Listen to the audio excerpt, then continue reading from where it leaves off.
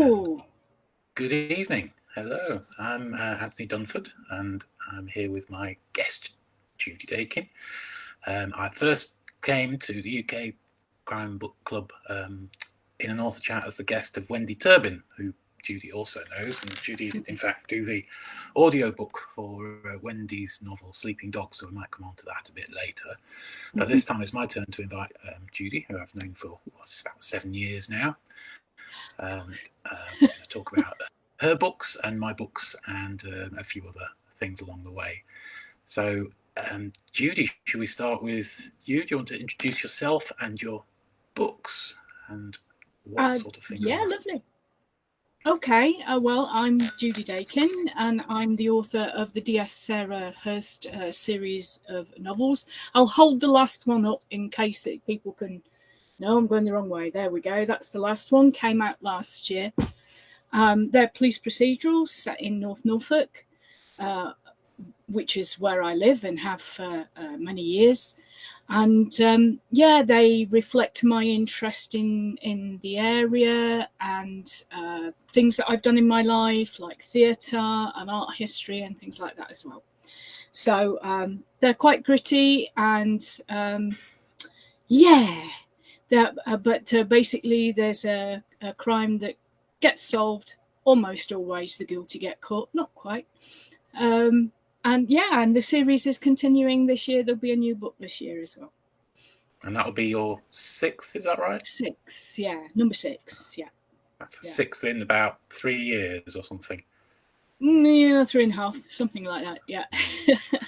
I'm envious of your productivity. I've managed to do 2 in the same period of time. Yes.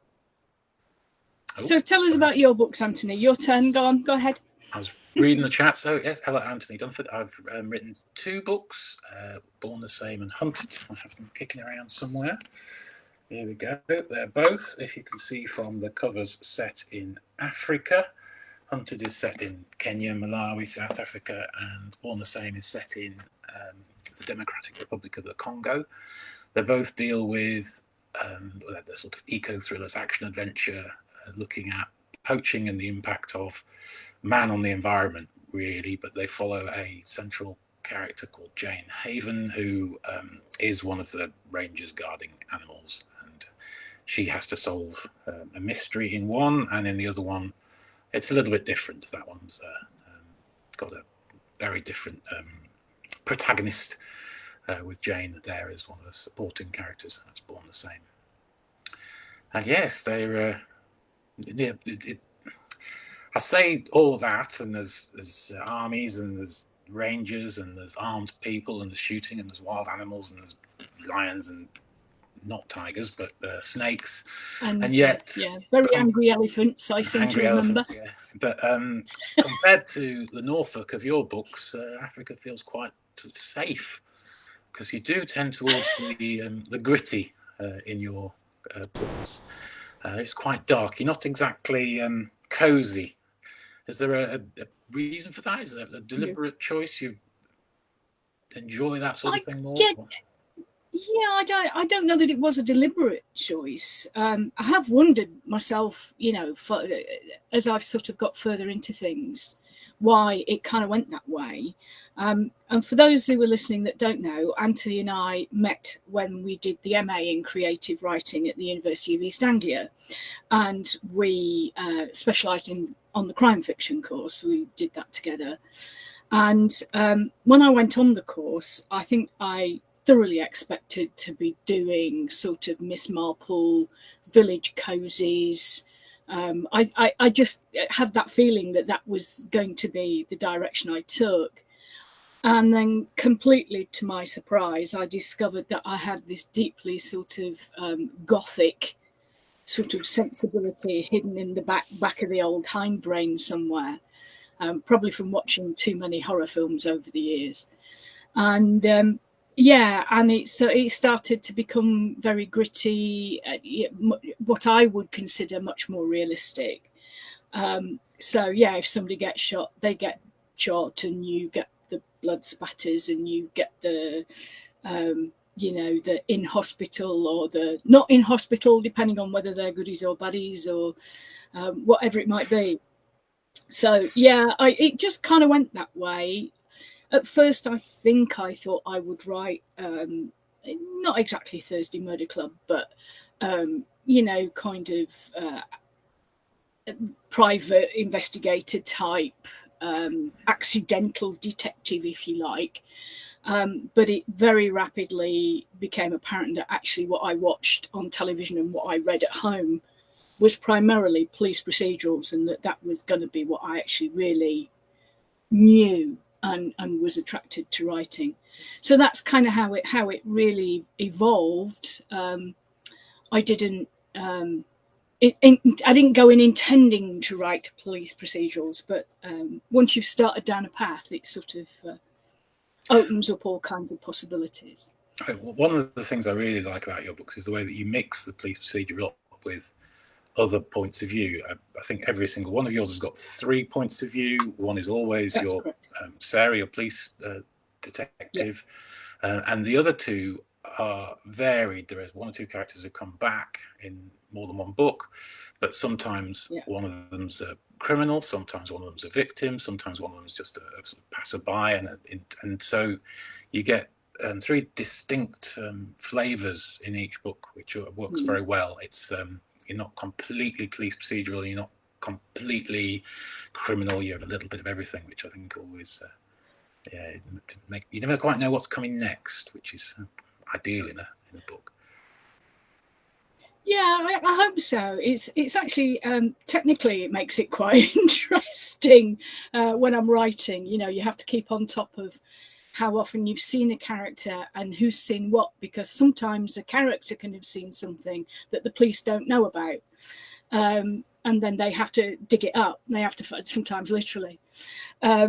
So you have to sort of, there comes a point after the first draft where I actually have to go back and go, right, technically, have I got this correct? How is this point of view represented? Is it, you know, and how is it serving the plot?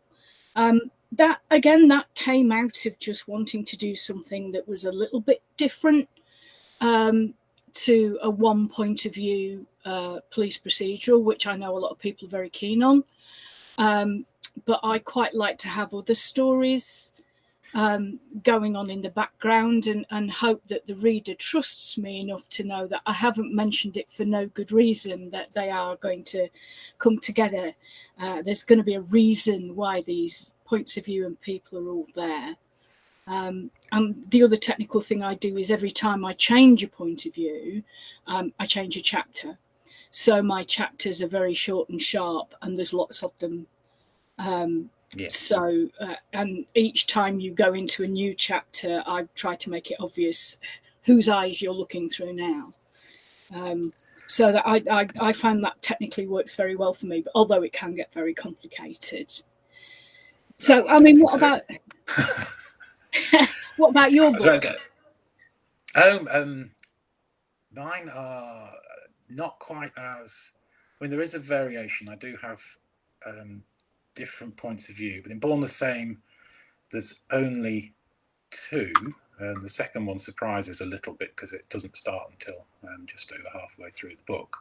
But they're both journalists, and so they're both there to do the same job, but they're very different people, and so you get very different.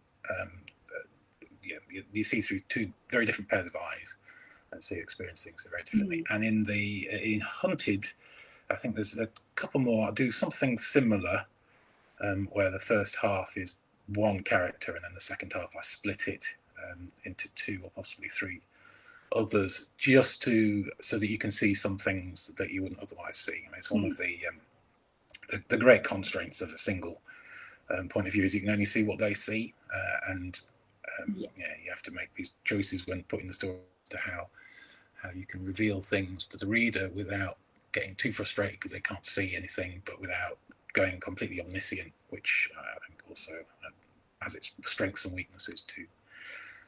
So yes, you so far all 6, including the one that's not yet published, are set in Norfolk, but each one you've set in a different place in Norfolk, so you're not just moving characters around from story to story. You're changing your location whilst remaining within the local area. Have you? Is that again just because you live there and you love it, or for different reasons? You're drawing inspiration from historical sites and that sort of thing. Yeah, I mean, yes, it is because I live here and love it. I've lived here since 1981, although people can probably tell from my accent I'm a Yorkshire woman born and bred, but I've lived here since I was 21. I'm not going to tell you quite how old I am now, but, you know, enough to be ancient. And I love the I love the place. I have a huge admiration for people who live here. And the whole kind of situation of the place, the being so close to London, but actually feeling really remote and rural. And I love all that about it. And over the years, again, for those people who don't know, I used to be a professional theatre professional, in which I mean I was an actor for a long time. And I also was a sound engineer for a while as well. So I've worked a lot in the area in different venues and gone to different places and worked in different places. So I feel I kind of know, you know, certain places inside out because I've worked backstage in them, or I've, you know, like the Sainsbury Centre for Visual Arts turns up in one of the books, and it's a place I love to go to. And I almost did an art history degree there. I ended up doing it with the Open University in the end. But, you know, so I kind of knew the UEA really well. So it was kind of a shoe-in to go to that building and get that involved in something. So sometimes it's about... Sorry, Darren. I was going to say, Norfolk is a character that plays many parts in your books. I mean, a little aside, there's a film called Full Metal Jacket, you may remember from the 80s, a Vietnam War film, which was, I've only found out relatively recently, shot entirely in the UK. And when you think you're in a helicopter flying over the paddy fields of Vietnam, you're actually flying over Norfolk Broads. And as soon as you know that, you see it, but they just put some people in Vietnamese costume and then the helicopter flying over them, and your brain instantly says, "Oh, that's Vietnam." No, it wasn't. It must be Vietnam. It's a very picturesque place, and it has some really interesting places and buildings. And some of the books are to do with the landscape, and some of the books are to do with specific places. So book 3 is essentially set in Cromer during Carnival, but one of the characters is working in the theatre at the end of the pier. And in actual fact, that was modelled on myself, because the character in the book is doing the job that I did at the pier for 5 years. So that it always seemed like a really interesting place to put something, because you're suspended out over the North Sea, and you have all this kind of backstage stuff that goes on when you get a long season like that. Is 16, 17, 18 weeks, people together in this kind of bubble. And all sorts of things go on, and people have affairs, and all kinds of stuff happens. And I just thought, oh, that's got to be ripe. That is such a kind of redolent place to set something, that it just seemed a shoe-in really to. And that week is so manic. If anyone ever comes to Cromer during Carnival week, there are so many events, and so there's parades and firework displays, and it's brilliant. So it makes it really colourful, to put something into that context, which is unique to that town, really. Yeah.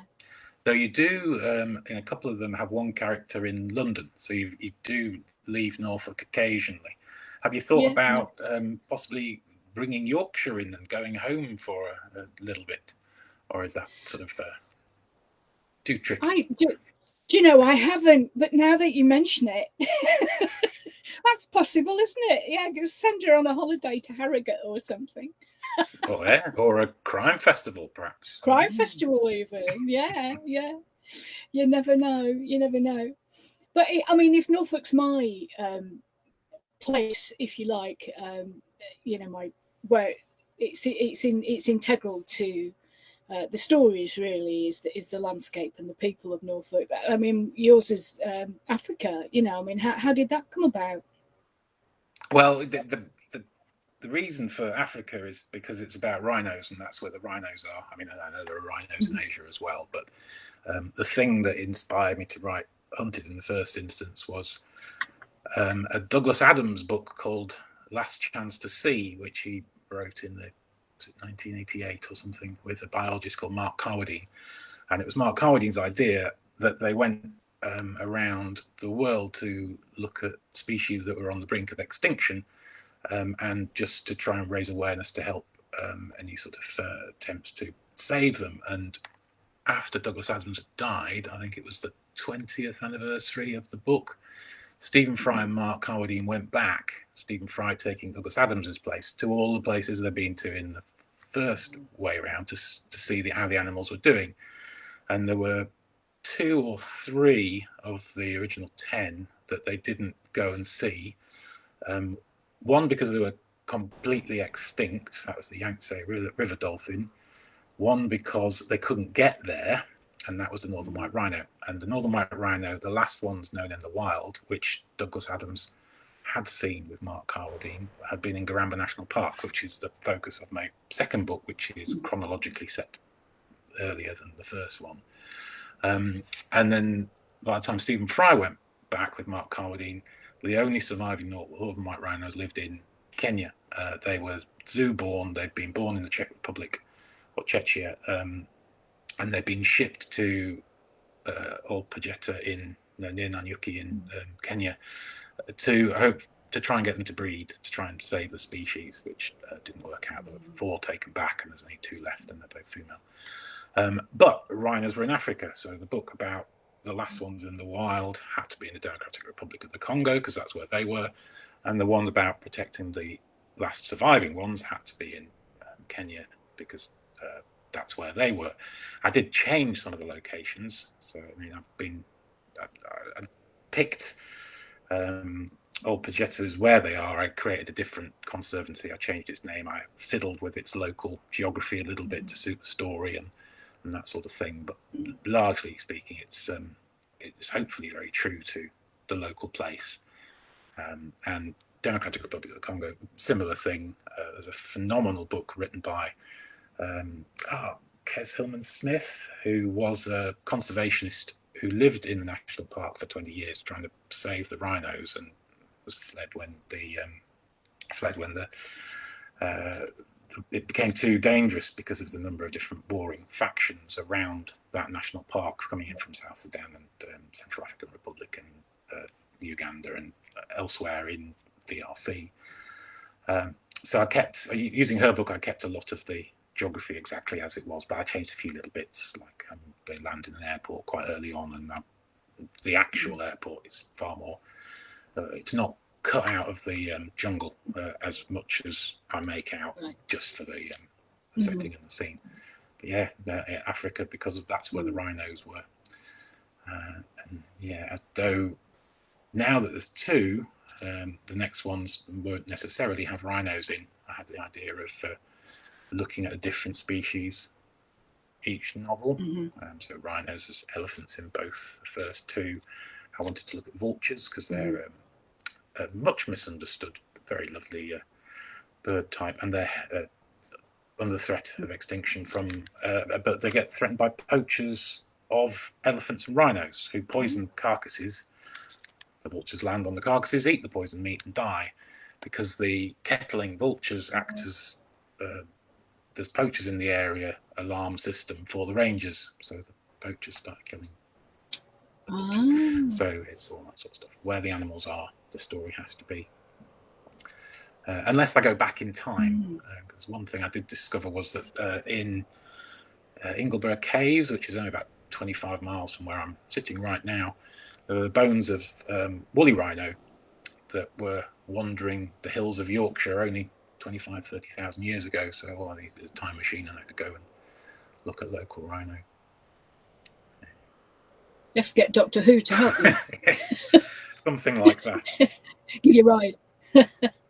Yeah. So why in that situation, which is obviously a very harsh environment and a very taut, lots of tension amongst all these different factions and what have you. So it's a very dangerous situation.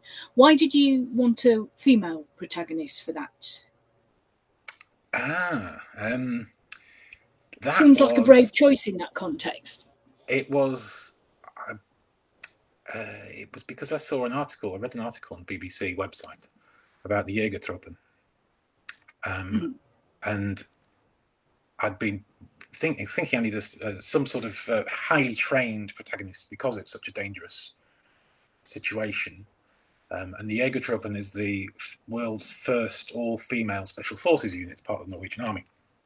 And I did a degree with the OU years ago, an MBA, and one of the people I met there was an Arabic translator. She was in the army, and she was at the time stationed in Iraq and was on leave for a residential. And she was explaining that there are certain things that men simply can't do in certain countries because women talking to women don't talk to foreign men. It's just not done. So she was, as a translator, she'd have basically snipers watching her, but she'd have to go into very dangerous situations with protected from afar. And she mentioned at the time that there were other countries doing a similar thing, and that female soldiers were getting much more specialist training because of this. And the Jägertruppen, when I read the article, I remembered the conversation with the translator from OU, and thought, all right, let's have a female special forces protagonist trained in all manner of things. And Jägertruppen Norwegian tend to be colder countries, so I had to have her sent off to Afghanistan as part of her backstory, just so that Africa wouldn't seem too hot for someone who was used to skiing. But yeah, and she became quite a real character. Yes. Yes, she is. I mean, I've read both books, guys. Those of you watching, if you haven't, please do, because they really are amazing, amazing stories, and very different to this sort of thing that you'd normally read, I would imagine.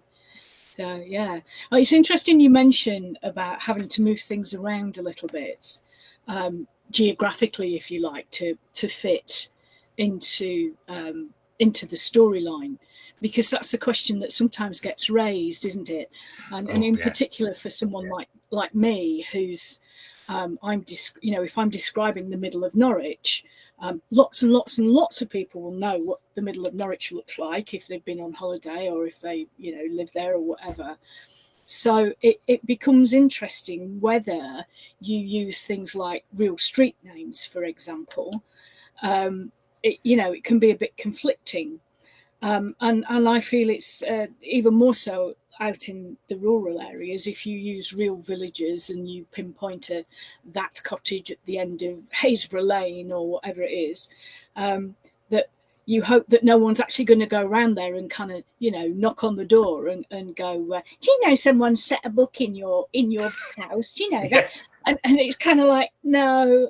So it's interesting because some people don't like it when you change things, do they? And Not some at all, people no. accept, yeah. I remember reading some comments on a novel series on Goodreads or something where somebody had said, "Oh, I've loved this author. I've read 7 of their books, but in this one they said it in Keswick, where I live, and the corner shop's on the opposite side of the street, so I'll never be reading again." That's an extreme thing, but yes, it is a difficult one. I've set other stories in other places where I will do what Conan Doyle did, 221B Baker Street. There isn't one, but he made it. And you just stick another number in there, or put a cottage on the end of the street, or make up the street name or something. Even if you know exactly what street it is, you change the name to just to keep it real, but not too real. But I think you can go. You just have to hope that it works.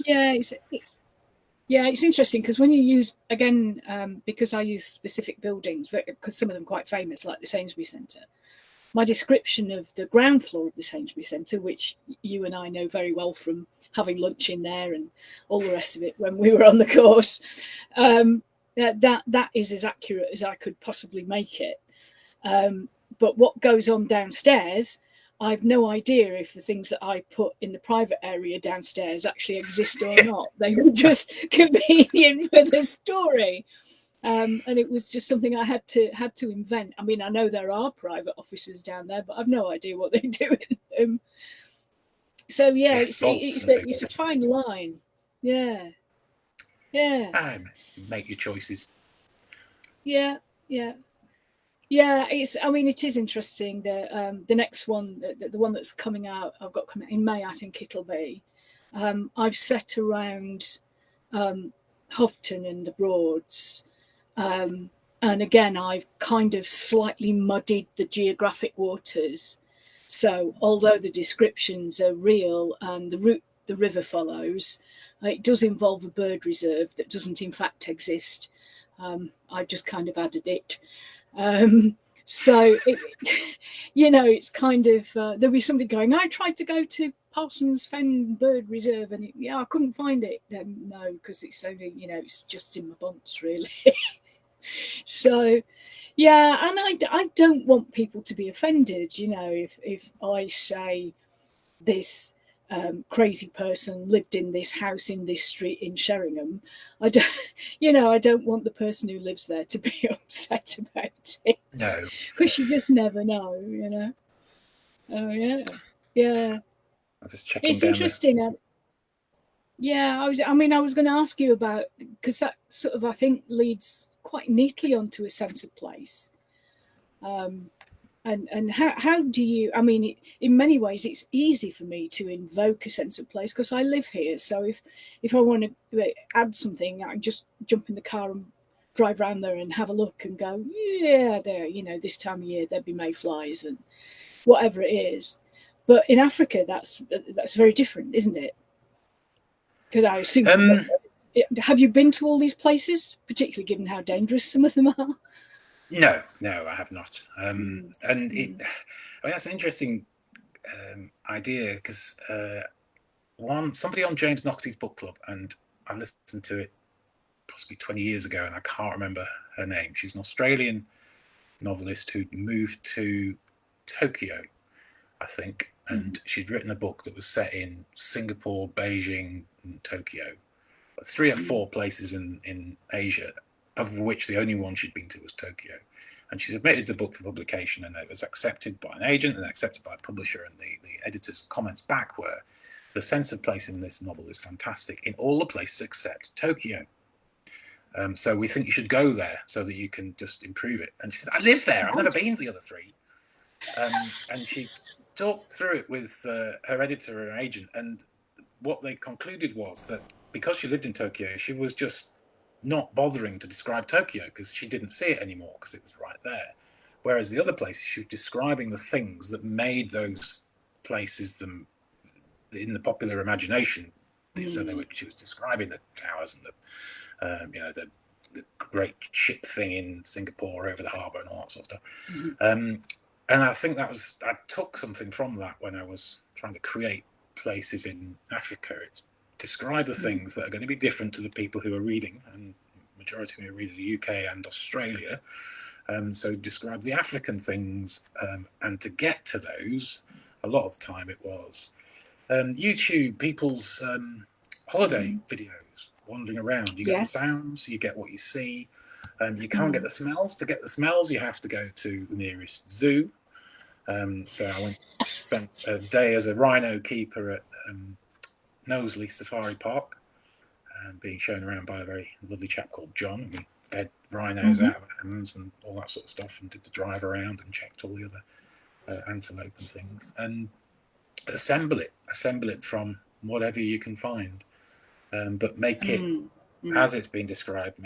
Just share the sense of wonder at these things, just little bits. James creeping through the dark in one. Actually, it might be in the one I haven't finished yet. And a scorpion. Sorry, not a scorpion. A porcupine just makes a little bit of noise. And apparently they're pests in none your keeper. To be, as I always think, exotic creature, rather than just something that was around eating all your vegetables.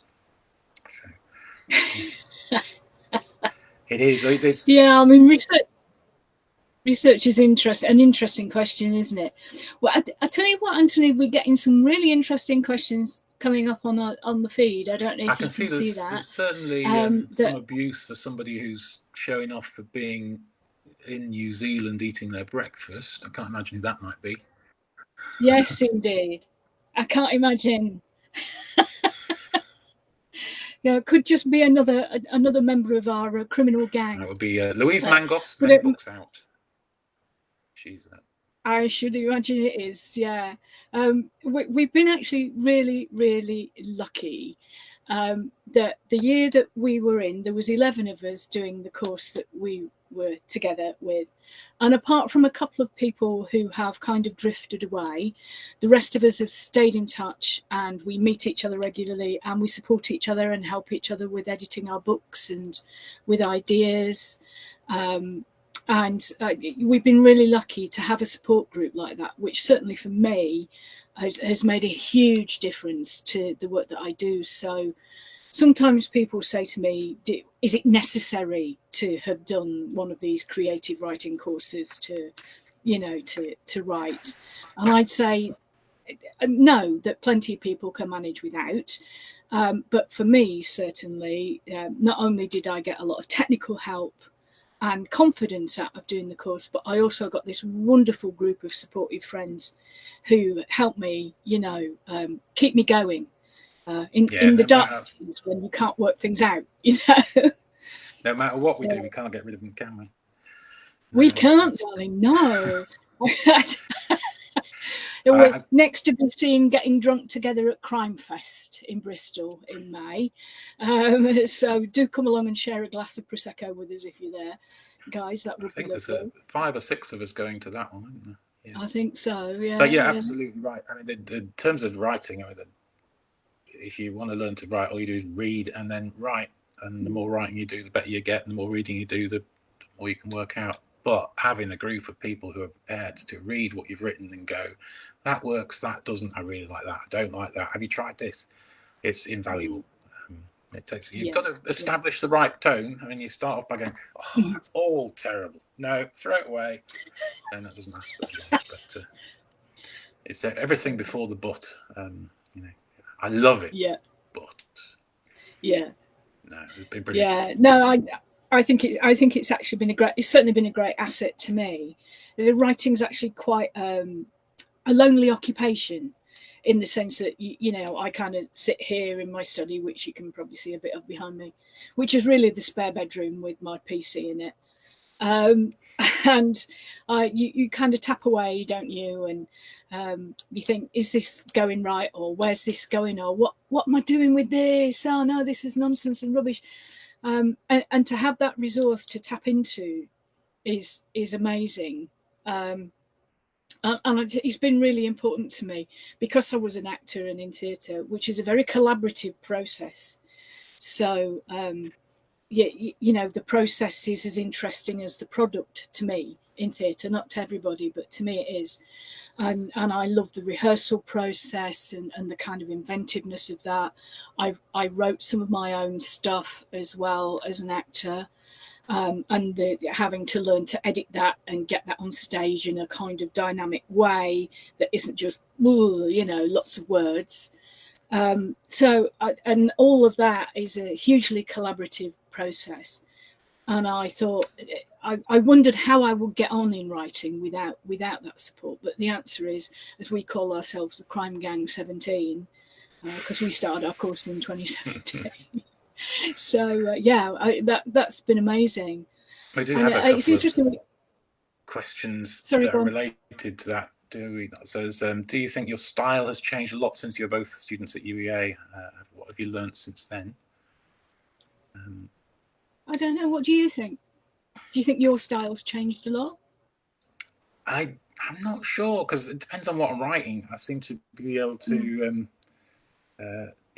adapt the style to what's necessary. I mean, certainly I've not written anything like the Joan Haven books before the course, and they are deliberately short chapters, as you need in a thriller, keep the pace up. It's short sentences, it's relatively few adverbs and adjectives. It's all a bit Hemingway-ish, conscious decisions in the editing process to keep it as short and punchy, and the sort of grade reading level scores that you get once you do a grammatical analysis on Word that tells you whatever Fleischer something, which basically gives you a score based on the shortness of your sentences and the how difficult it would be to read, is to keep it as simple and easy as possible.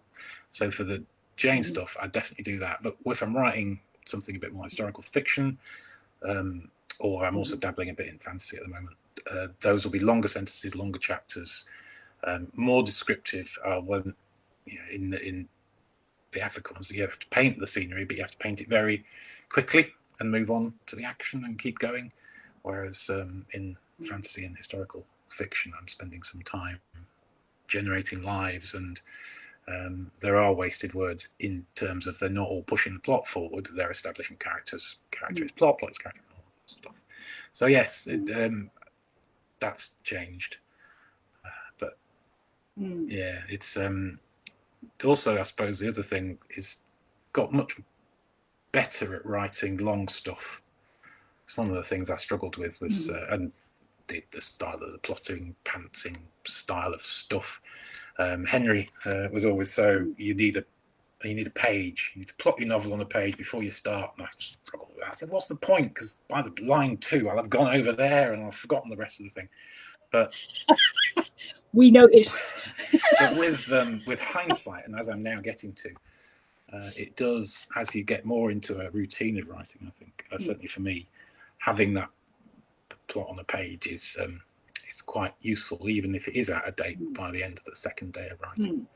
I mean, how about you? Do you think you're completely different to you were that first day when you had everyone shocked and stunned with that descriptive bit that's still in your first novel? Yeah, I think I shocked and stunned myself, really. I wasn't expecting it. And that very first thing that for people who haven't done a course like this, you put in some of your own creative writing every so many weeks, and your fellows and your tutors critique it, and the first piece I put in was deeply graphic and much influenced by certain things that were happening in the Middle East at the time, and deeply inappropriate, it has to be said. And it did eventually that did sort of get toned down, although some people would say I'm still not very toned down. And I do think that to a degree that was some of my watching of horror films that kind of was kind of feeding that. And I remember our tutor that year was William Ryan, who's a well-known published author, and he said, you were just testing us, weren't you, to see how far you could go, right? Yeah, probably. Truth be told. So I think you learn on the course, obviously, but then I think the thing the course gave me as much as anything was confidence in my own voice. And I think if I've changed at all, which is the what have you learned since then sort of element of that question, I possibly learned to be more succinct, and to spend more time on plot and conversation than I originally would have spent more time on description, particularly kind of visual descriptions, which is not to say that I've abandoned them, because I haven't, because the landscape is a character to me in my books. The buildings and the landscapes are so specific that I want to make sure that people can really see them in their mind's eye. But yeah, I've learned to be more economic in the way that I deliver that kind of that tracking shot, as they would say in film and telly. Here's the establishing shot, here's the tracking shot, now cut into Vera. It's that kind of thing. So yeah, it's you grow into your practice, don't you, as time goes by. And in that sense, I suppose in some ways it gets easier, quote unquote. I'm not sure that it ever gets easy, but you do kind of become confident in your process and how things work, and how you would arrive at at a particular type of story or where it's likely to go. But I am not a planner. I am nobody's planner. And I do think that is one of the things that is an influence to me from my acting days, is that I love to improvise. So although I set off with one or two very specific things in mind, whether it's a building or a landscape or a particular character, where that will take me, I've very little idea when I start. The new book, which is the May books, The Wild Thyme Farm Murders, it was actually just came out of something that was a piece on the local news in the summer of 22. I don't know if you remember how hot it was, and people's houses sort of more or less spontaneously combusted, and and vast acres of woodlands were kind of burnt to the ground, and this poor, on our local Look East, they say here, they'd interviewed this poor farmer near Thetford, and she said that they'd had 3 arson attacks on their crops and buildings in a week. In the middle of all that, they had tried to burn down her farm and her standing wheat crop 3 times, and she said, "Who on earth does that?" And then burst into tears, and that just kind of made me think, who on earth does do that kind of thing, and why would they? So that sort of, your inspiration can kind of come from all sorts of different things.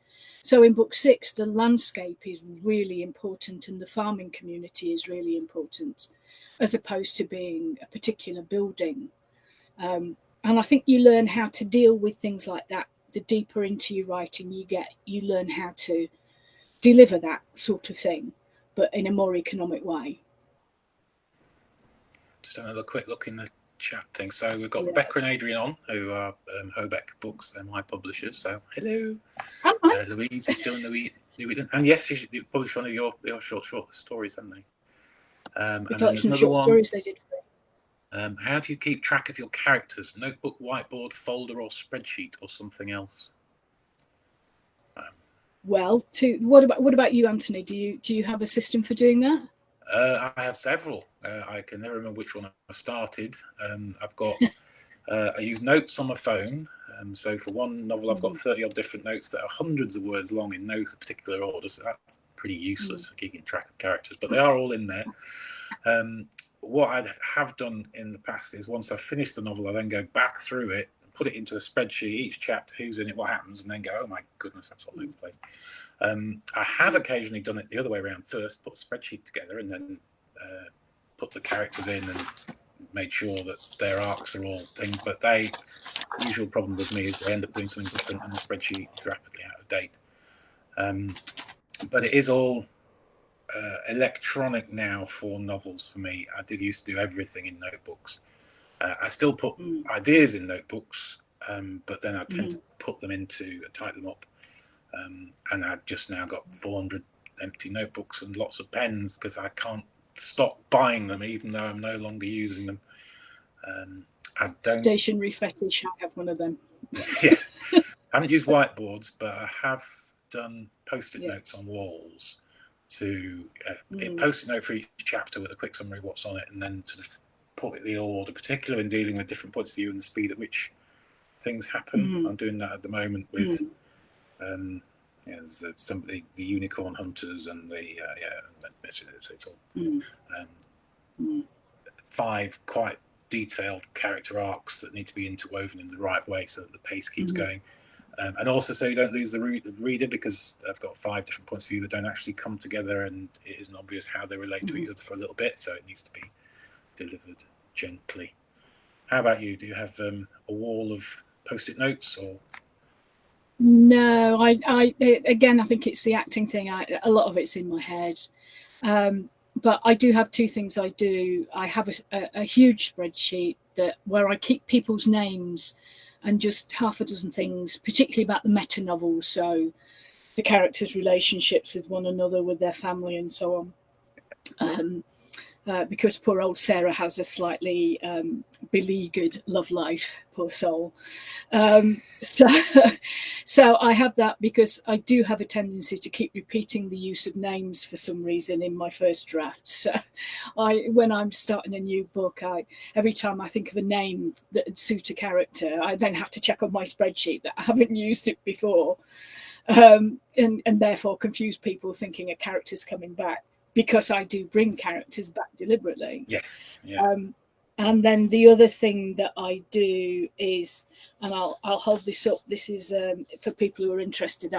Because I run the 3 POV system, and I have to make sure that every character gets a fair crack of the whip. Although Sarah obviously gets the majority of the work.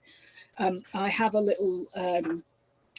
It's a table, it's a word table, and I don't know if anyone's going to be able to see that, and I'll move it across. So the colour of the characters on, how to go the other way, this side is whose chapter's point of view it is, what the time of day is, and what goes on in the chapter. And I run that, and the little red bits are where I've written a chapter one day and written another chapter the next day and gone, they ought to be the other way round. I've done those in the wrong order. That people will be having to backpedal in their heads, and that's not good. So, and that's sort of how my first draft goes, and then eventually it starts to look like this, where I end up with, well, this needs to go here and that needs to go there, and that's why my first draft gets seen by nobody apart from my delightful husband. And then I go back and do an awful lot of revision and go, oh, well, this idea that occurred to me in chapter 35 actually needs to be trailed in chapter 19 and 28, and sort of doing things like that, sort of technical stuff like that. So I make a rod for my own back by not planning, but I find planning restricting. So I don't actually like to do that. So it's different strokes for different folks, isn't it? So yeah. There's a supplementary question related to note taking. If you wake up in the middle of the night, do you use your post-it notes on your phone? I don't. Do you? No, do you make I notes do have ideas. Do you get inspiration in the middle of the night? Occasionally, but I'll tend to, I put it on the phone. I haven't written it down for a while, because my notebooks are all over there and I sleep over there. It's a bit different. I got a couple. There's one here directly for you. How does your experience with acting feed into your writing? I think, I think it's the improvisation thing, certainly, and the willingness to keep notes. And I think the other thing probably is knowing a lot more about my characters than you, the reader, ever learn. So I read recently an interview with a writer who was talking about having their books adapted for the screen, and saying that the actor had come to them and said, well, where did this person go to school, and were they bullied at school, and were they, and that had no relevance actually to the script at all, but in the actor's head that's building up the backstory, and you need that. And I don't know if other writers feel that as strongly, but I do know the background of my characters, particularly my one-off characters, like my homeless girl in book 5. Little tiny bits of that become important in the story. But I knew chapter and verse about what it'd been like for her to be in the rural school in the village, and things like that, and how a father had abused her and stuff like that. That actually in really nothing to do with the plot in that sense, other than that she'd run away and was now returning to the village. So I do like to know that kind of thing, and that's an actor's trait, I think. Yeah, but other than that, possibly the right to pull back in the thing I said at the beginning, which was that you recorded the audiobook for Sleeping Dogs. I did, yes. How much fun was that? Oh, it was great fun. Yeah, no, that was great fun. I did that for Hobeck. Hello, guys. Yeah, it's a different technique. I'd not done that before. I'd done radio plays, and I'd done documentary voiceovers and things like that. But I'd never done a whole audio book, like, you know, a verbatim book like that. And the interesting thing as an actor was keeping track of things, keeping track of which accent had you given to which people, and you know, sort of where they aren't always sort of specified. Sometimes they're specified, and sometimes you just do it in your head. Just, you know, oh, I need to differentiate that person, so I need to do this. So you get that sort of thing. But I loved it as well because it had this kind of ghostly sort of element to it. Which I, you know, with my Gothic background and my short ghost stories that I like to write and things like that, that it was a shoo-in for me to want to do something that involved ghosts, and it had a theatre element as well. So I was absolutely in my element with it. I thought it was a brilliant book. Yeah, it is. There was another one. Oh, I've lost it now. There's one about. Would you try to write a genre that is a long way from your comfort zone? Comfort zone as a challenge. Well, Antony, you mentioned that you might be thinking about historical fiction. I'm doing or fantasy. Yes, I'm at the moment. I'm dabbling in several different things simultaneously, which is inevitably a mistake. But one of them is I was born in Bradford Royal Infirmary, just down the road, which is in, and Manningham Mills is a huge employer, and I read something about. I got a book called Street Characters of Victorian Bradford. That is paintings done by an artist in Bradford in the 1890s who just wandered around. If he saw a character he thought was interesting, he invited them to his studio and he painted them. His name's John Soden. And one of those characters was a policeman called Old Tom. And it said opposite Old Tom's painting, it said he worked the Manningham beat for 40 years and never once had to appear in court. So that's a bit odd. That means 40 years he never arrested anyone. So I did a bit of research on him, and that turned out to be nonsense. He'd arrested many people. He'd been hit, assaulted. He'd been a good local cop. But as part of that research, I came across the story of the Manningham Mills strike, which I had never heard of, which is rather embarrassing. And this strike was Lister's Mills, Manningham Mills, in 1890, early December, announced that because of a fall off in trade of plush, which is like velvet, we know that plush, but many people have forgotten that it was actually a fabric, they were reducing the wages of the 1,100 workers in the plush mill, who were mostly women, and they were cutting their wages by 20% to protect profits. Sounds like a familiar story. And so a local socialist called Ben Turner calculated that this would have taken £5,000 off Lister's £148,000 of the profits, which is the equivalent of millions today. And these 1,100 people, families, were going to be pushed to the brink of starvation just so that he could buy his next stately home or whatever it was.